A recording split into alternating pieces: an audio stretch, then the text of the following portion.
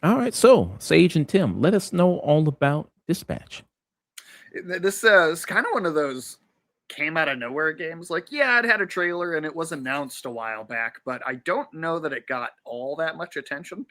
But it released episodically, and Ad Hoc Studios that did this is made up of some of the people that used to be Telltale Games way back in the day. And so, if you've played any of those, like The Walking Dead, The Wolf Among Us, they had their Batman ones, there's a certain part of this formula you'll be familiar with, but this game eliminates a little bit of the, let's say, slow kind of monotonous aspects of those games. Now you go way back Telltale to like Sam and Max in like the early 2000s and the 90s. Those games had all these puzzle sequences, lots of like walking around in between the big story bits and the dialogue choices, and that worked really well with all of the puzzle elements. But once you get into the kind of the 2010s era with like Walking Dead and those types of games, the puzzle part really kind of fell away. So like when you would be given control over the characters and you'd walk around, it was kind of useless. Like it was like you were just biding time to get to the next story part. And like, yeah, there were, these pick up these items and then use them sort of things, but like none of them were like really puzzles anymore. It was just very simplistic, like interact with a couple of things and then move on. And this game, I think, is honestly kind of the Telltale formula at its best, because it's eliminated some of that stuff and it is much more focused on just here's the story. You're making the dialogue choices. They play out much more like a cutscene. There's quick time events for like the action scenes and stuff. But then where this game is special for the gameplay side of things is you literally are working as like a superhero dispatch officer, right? So you get this grid system and you are actually actively like a first responder sending people out, or sending first responders out to like events happening live and in motion. And honestly, it's better gameplay than I think you've really had from any of those Telltale games. And I really enjoyed some of those. I really like the narratives of a lot of them. But this just is so much kind of more to the point.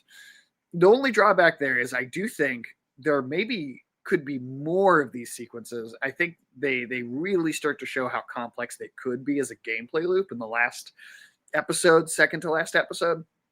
And by the time the game's over, I was thinking like, oh, I wish maybe there was like an endless mode, or like I feel like there's like some untapped potential in that sort of gameplay loop that I just wish there was a little bit more that we could do with it. As far as the story goes here, which is I think the real point of it and where it's like really shining, some of the just most charming cast of characters I think I've seen in a game in a while. Like this pick feels like picking up like a great sort of like IDW or Dark Horse comic book. In a lot of ways, it feels like it could be taking place in the same universe as like Invincible. Like it really has a similar sort of adult comedy, but with a lot of heart feel to it. You play as even the main character, voiced by Aaron Paul, is named Robert Robertson, which feels like a very like Peter Parker, J. Jonah Jameson, like old school Stan Lee alliteration sort of callback. And he's like a big time superhero, very much a little bit of an Iron Man sort of thing. He gets this big mech suit ruined at the beginning of the story, and he's just broke. He cannot afford to fix this thing.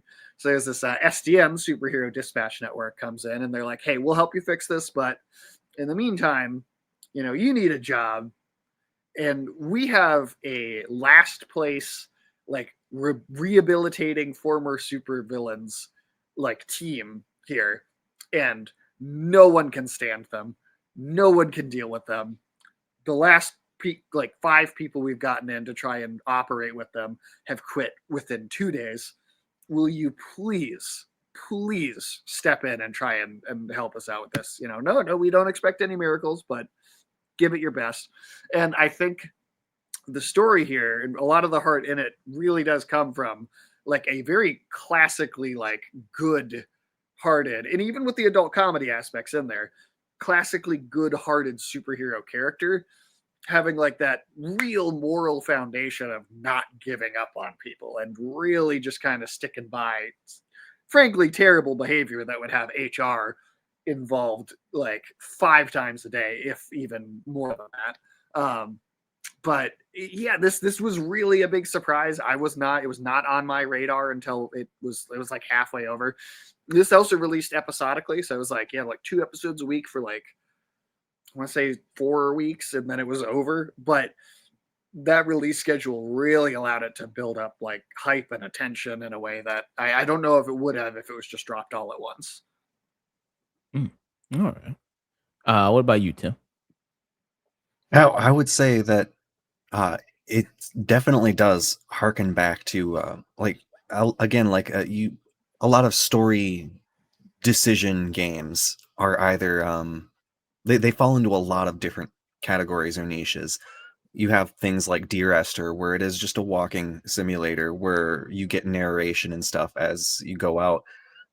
But this one, God bless it, takes away all the walking. You do not walk in this game, and I have never been more grateful for that decision. Um, truth be told, I played another game immediately after it. I tried playing Plague Tale, and I was kind of stricken by, God, all of this dialogue could have been delivered in a cutscene. And that is what Dispatch does, is it, yeah, there are gameplay cutscenes where you are dispatching these heroes effectively and trying to figure out, like, all right, there's a burning building. Do I send the guy with fire, or do I send somebody else? And why am I sending somebody else? Um, it, it takes a more interesting approach to how does the hero that shows up to the scene of the crime, how does that get picked? Is it just some guy behind a desk? And how hilarious would it be if you send that wrong hero and they get it right? Because every time you execute one of those little assignments and it goes right or wrong, you get some little feedback from the hero. You get a little bit of thing of like what the outcome was like. And those little vignettes into the day-to-day goings on of heroes stacked against this whole office setting, where you then take superheroes off the beat and you get them into the place where there's the water cooler and the coffee and the guy who is 4 times bigger than the next guy just bumping into somebody, just like office etiquette. It's a balance that like The Boys has kind of looked at a little bit with like that aggressive corporate culture for superheroes. But this doesn't really feel like corporate culture, at least done to the aggressive degree. It's more earnest. It's more, yeah, it's more down to earth. It's more about it's more The Office corporate approach rather than It's a like, lovable office to be in. yeah. And you're immediately introduced to a host of characters that you will be drawn to for some reason or another. It's a game that really does love to build off the comedy approach to dialogue and interpersonal connections that are built. And the decisions that you're afforded, I think, do a nice job of obfuscating what is going to be a bigger outcome generating decision. Like, a guy's being a dick to you at the bar. Do you throw a drink at him? Do you just ignore it? Do you take a sip of your own drink? You don't necessarily realize that when you make that decision, it's going to be echoed for chapters down the fucking story. They will be referencing shit like that. And sometimes they don't. Sometimes it doesn't even matter. But sometimes it does. And it keeps you guessing just enough to go, fuck, did I make the right decision?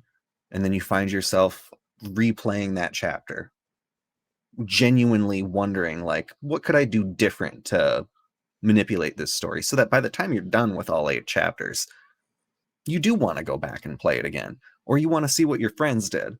And I think that's where a lot of the appeal when it blew up, why the episodic release timetable that it had was it gave people just enough time to go to work the next day, talk about this shit, have those people go, well, fuck, I want to play Dispatch now. And then gradually that kind of echoes and ripples. I In a started playing it because my wife at work was hearing about this shit from her coworker who was just like, oh yeah, have you met Waterboy yet? And she's like, I haven't picked it up yet. And he's like, come on. That that water cooler pressure for a game that surrounds that water cooler talk is just kind of an interesting social dynamic that I think really played in its favor. it is interestingly similar to, how I feel like we've lost it a little bit with like big TV shows. Like there's so many options and so many streaming services. A lot of the time, it doesn't feel like everybody's all watching the same show at the same time anymore. You go back to something like Breaking Bad being on TV, and it seemed like kind of everybody was paying attention to that. This game almost achieved a similar effect that TV back then would. Mm. Um, and you mentioned this game here, and so you bring up the boys there. So their look on superheroes is not very nihilistic. So in this game, it's kind of more hopeful, kind of more, Yeah, yeah, and yeah. what you spend time with really in this game is, it's literally the Z team at this office, right? Like you're put in charge of the team in the last place that's the least effective, and it's a team they're not just superheroes, but they are former like failed supervillains that have hit rock bottom and are in like a rehabilitation program. So that's where the sort of edgy, kind of dark, maybe cynical at times, like sense of humor can come in, but it is about these characters all trying to do better and like look up to superheroes that are in a more Marvel or DC sense, more kind of genuine and optimistic and hopeful characters. So there's this interesting balance that strikes between, an Invincible or the Boys, where it's dark and it has that biting sort of edge to it, but it feels in tone and what it's trying to achieve like more of a classic comic book. Mm. Okay. And you mentioned Aaron Paul, so he's the voice of the lead here. Then people have also remarked about this game, the big voice cast and the talented It's voice cast you huge. got here. You got not only Aaron Paul, but you got Lauren Bailey, who's also in this as well. You also have Jeffrey Wright, who's a big get. He's a big actor in here And as he's well. he's great too. He's got one of the best parts in this whole thing. Okay, he's very cool there. Then you also have some other people in here, like Ashley Johnson, who's also very big in people. I know her, Last of Us as well. She did a lot of the voice and motion capture for that there as Ellie in that, so that was a big role there. Then you also have some other people in here that maybe are big content creators, YouTubers. There, you got people like Moist Critical is also in here. Alana Pierce, who has a big legacy in video games. There, worked on video games, does YouTube as well. Do all the voices work? Is there any kind of weak spot there in the voice work or no? I honestly don't think there is. I think the whole cast does a great job. And going into it, I knew about all these sort of content creators and like streamers that are doing voices, and I did wonder. I was a little skeptical going in. I thought, does that seem gimmicky, or is maybe distracting? Like, are they going to really fit these?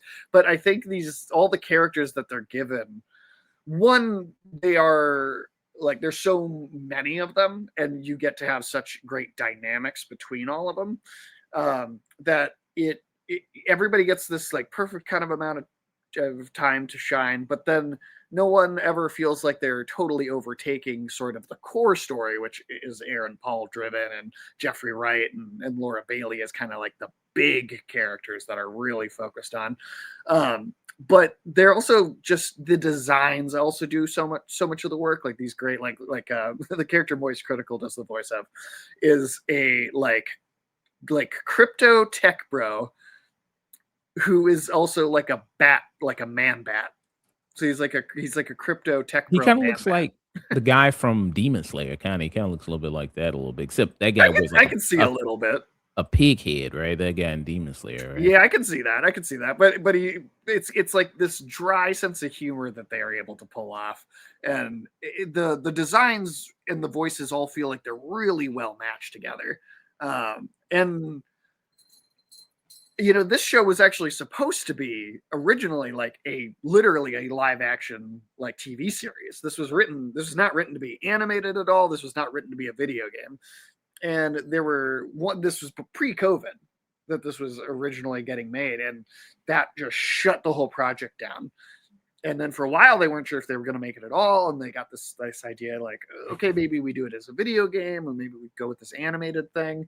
And then that wasn't even totally working out. And then Critical Role, which people would be familiar with as like a D&D sort of like streaming show, and that's a lot of the people that are from that are on here. I mean, Ashley Johnson's been in that. Laura Bailey's a big part of that series. Her husband, Travis Willingham, is a character in this. He's also a big voice in the game. The Critical Role kind of came in and helped get this over the finish line and basically allowed this to happen. The studio here was basically prepared to finish this and release it and then go out of business and never really do anything else, because they didn't think it was going to be as big as the success as it was. I mean, I don't know if it's hit 2 million, but they managed to cross like 1 million copies by the time all the episodes were out. So it's a very interesting sort of development history. Gotcha. Okay. And some of these characters seem like they've become iconic already. Do either you guys, Tim, you got a favorite character in this Dispatch series here?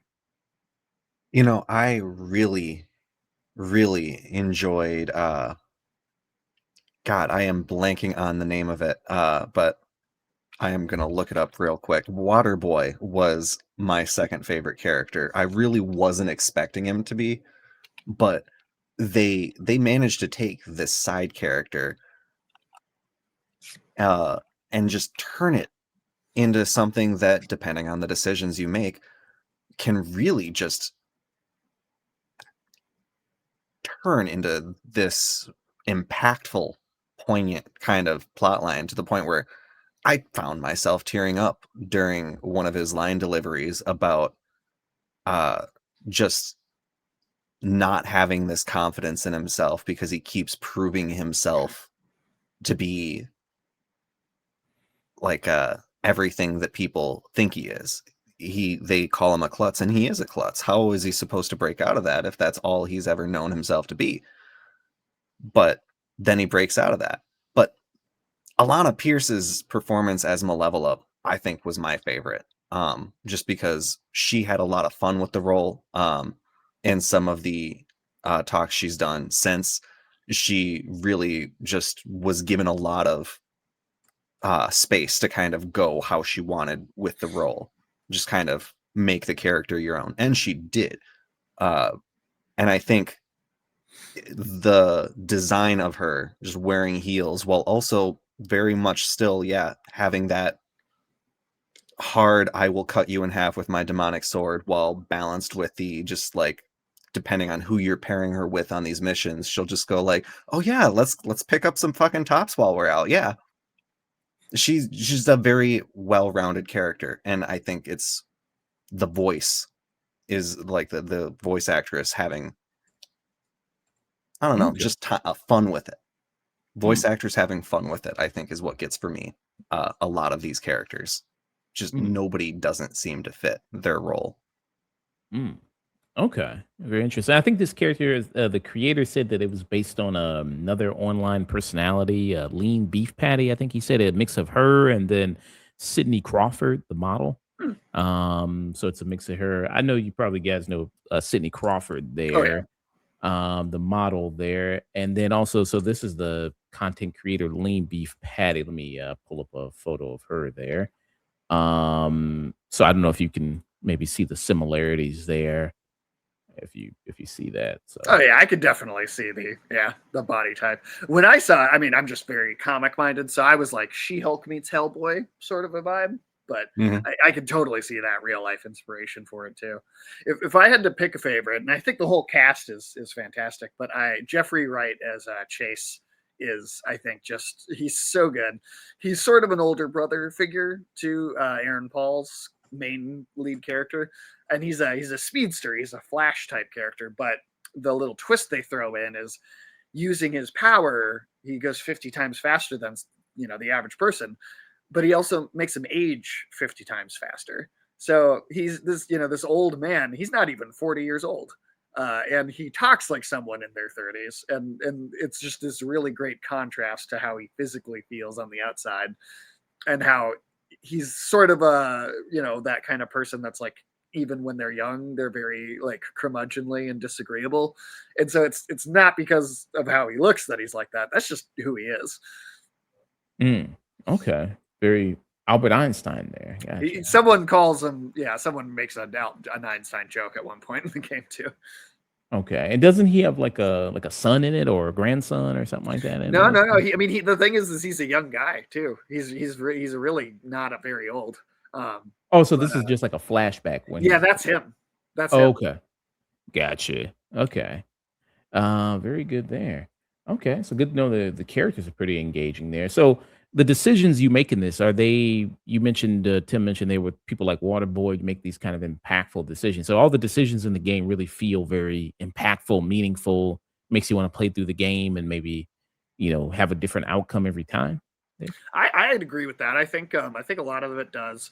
I think like similar to the Telltale games. I think there are certain elements of it that they're not quite as malleable as maybe like like a super deep complex like RPG might be.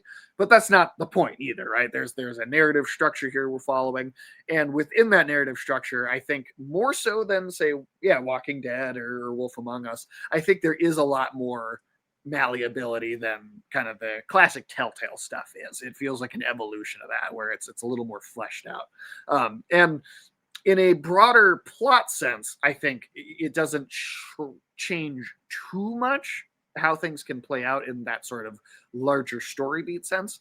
But what this game is really focused on, and what it's really really good at, is the interpersonal conflicts and elements of the characters, and that's where the choices feel like they have a very wide range of ways that they can play out. You could have a decently different looking team of people by the end of the game, depending on choices you make. There's an early, I think it's either episode 2 or 3. I can't remember if it's 2 or 3, but one of them, there's like somebody has to get like cut from the team, and that can have a wide range of impacts on like later episodes, and that lead to sort of a domino effect of other different things that can happen and change. So it really does have way more to it than I think games of this type have in the past, um, but also all of what was great about those at the same time.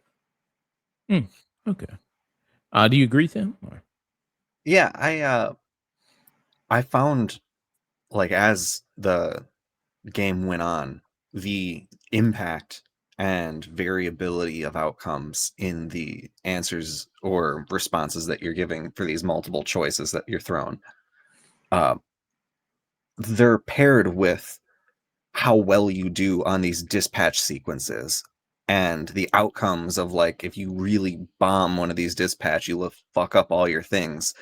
That will carry over into the story for the next episode. Uh, and that combination really kind of is interesting when you take some of these more overt things where it's just like, yeah, you have to cut somebody. Is it A or B? And subsequently, like, if you're given the choice of just like, all right, well, we're considering somebody for the team, who would you want? And there's a decision that some people would consider an obvious one, and that has some wildly hilarious things that follow in that you would not imagine for picking that character. And subsequently, there's one that you think is going to be, that I thought was going to be the more ha ha ha slapstick kind of thing, but it ended up being more kind of just like exploring a little bit how villains talk to people when they're not trying to be villains anymore. They're just used to being an asshole, used to not really caring about things beyond that surface level when it comes to people you don't really know. And uh like that more emotional, that more analytical kind of approach to some of those lesser thought about sides of superhero work is, I think, what makes the narrative really interesting. Because yeah, it is cut somebody from the team. But Mm. when you carry over the echoes of that decision, it doesn't just feel like you're making a bunch of A or B or C answers. It's this combination, this network of choices that branches to the point where I am fully cognizant that my game ending looked way different than other people's. Mm. And I think that's, if you're going to have a multiple choice oriented game, that's what you got to go with. You got to have something that reflects it.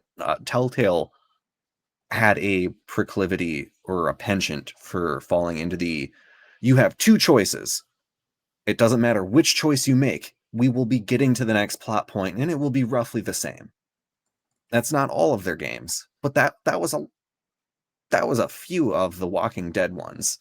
To I the think point what where they would do often was it would do a good job of giving you the illusion of choice on a first playthrough, and it would feel very impactful as a single narrative.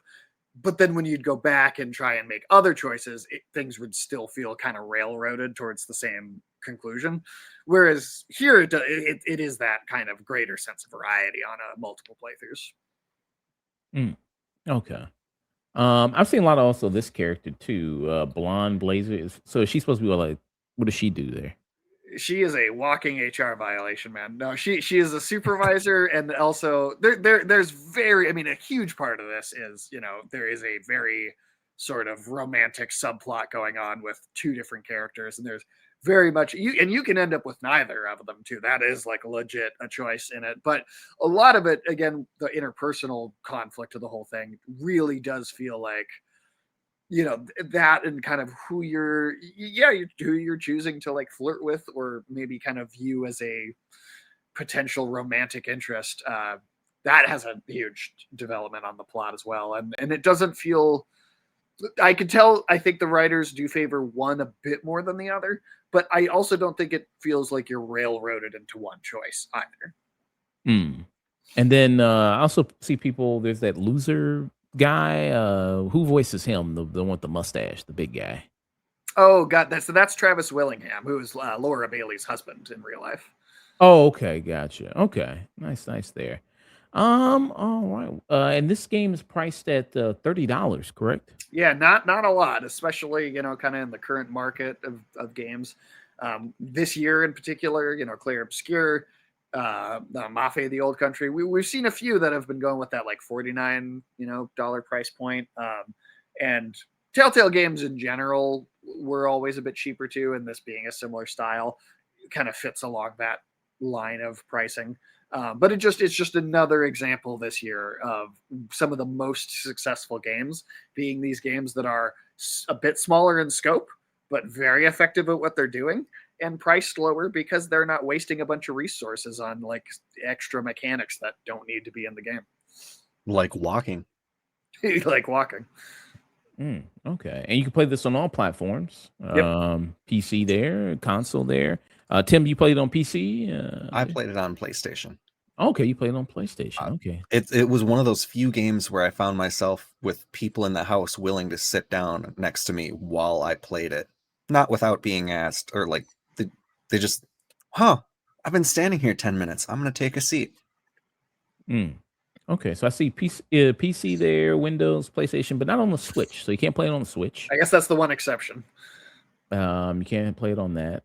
It'll get announced for the Switch too one of these days. Yeah. Good amount of content. How long are the episodes there? They can range, I'd say, anywhere from about 45 minutes to an hour. So Okay. they're pretty solid. So about 8 hours. It feels like a solid whole season's worth of television. Okay. Okay, you froze there for a second. Okay, Oh, but I still heard what you said, but you kind of okay, froze cool. there. All right. What will be your final thoughts rating? Sage. I think I'm gonna give it a full-on peak, man. I think the writing here is great. The characters are very charming. Their dynamics with each other is really good. There's so much snappy dialogue and banter between all of them. They audibly laughed out loud number of times. It's sitting by myself, and I generally, even when I find something funny, I tend not to laugh out loud if I'm sitting there kind of playing it alone or experiencing it alone. But I did a few times here. I was just laughing to myself. no one else in the room. And the drama here is effective too, and genuinely really works. And these characters are very, very likable.